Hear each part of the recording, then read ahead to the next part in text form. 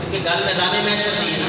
اعلیٰ حضرت فرماتے ہیں کہ خلیل و نجی مسیح و صفی سبھی سے کہیں بھی بنی یہ بے خبری پر یہ خلق پھری کہاں سے کہاں تمہارے لیے اے آمنہ گل حشر نو تیرے لال تے مکڑی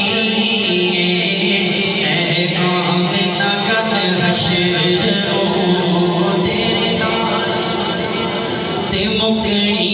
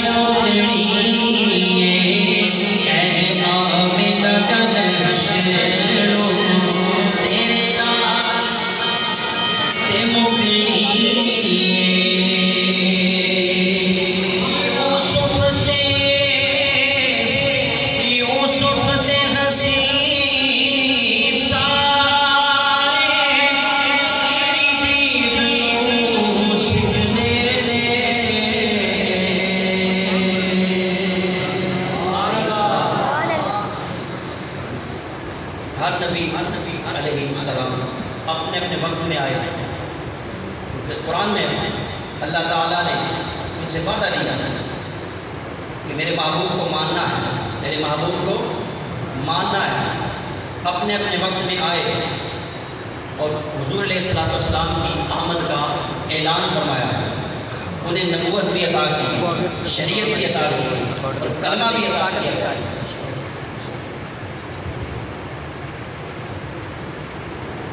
نبوتیں، شریعتیں اور کلمے عطا کیے گئے کس کے صدقے میں؟ حضور کے صدقے میں۔ کیونکہ اقرار ہو گیا تھا، وعدہ ہو گیا تھا، ہر نبی اپنے وقت میں آیا اور ہر کسی کی خواہش تھی، ہر نبی کی خواہش تھی کہ حضور کا جلوہ مل جائے، حضور کی زیارت ہو جائے۔ اور حضرت عیسیٰ علیہ السلام نے تو عرض کی مولا اپنے محبوب کا مجھے امتی بنا، پھر ان کی بھی خواہش پوری ہوئی، اب آئیں گے تو حضور کے امتی بن کے آئیں گے۔ مسجد اقصیٰ میں حضور علیہ السلام نے امامت فرمائی، ہر نبی حضور کا مقتدی ہے، ہر نبی حضور کا مقتدی ہوا۔ وہ کیا تھا؟ نمازیں تو ہمیں ملنی ہیں، علماء فرماتے ہیں وہ نماز کیا تھی؟ 2 رکعت نماز زیارت مصطفیٰ، عبادت خاص اللہ کے لیے، کچھ وقت کے لیے، کچھ لمحے کے لیے، کچھ مدت کے لیے وہ زیارت تھی، پھر آگے سفر تھا۔ آرزو خواہش تمنا جب یہ پوری نہ ہو تو حسرت بن جاتی ہے، حسرت رہ جاتی ہے۔ اب یہ حسرت ہر کسی کی نکلے گی قیامت کے دن، جب حضور علیہ السلام 70,000 فرشتوں کے جھرمٹ میں تشریف لائیں گے، میدان محشر کا نقشہ بدل جائے گا۔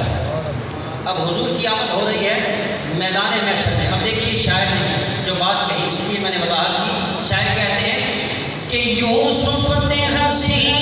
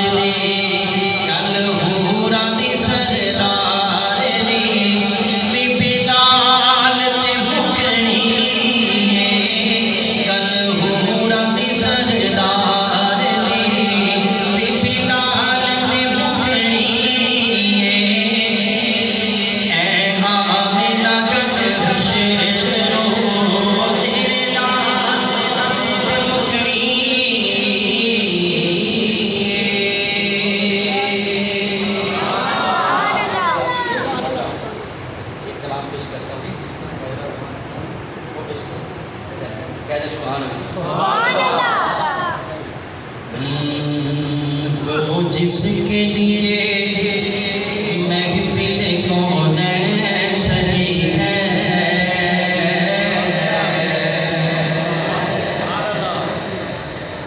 ہم یہاں آئے کسی کے لیے نہیں آئے, حضور کے ذکر کے لیے آئے. تو بزم کونین خدا نے کس کے لیے سجائی ہے. یہ اس بات کا ذکر ہے اگر اس کی محبت سے کوئی زبان خاموش نہ ہو. وہ جس کے لیے محفل کونین سجی ہے, فردوس بری جس کے وسیلے سے بنی ہے. وہ ہاشمی,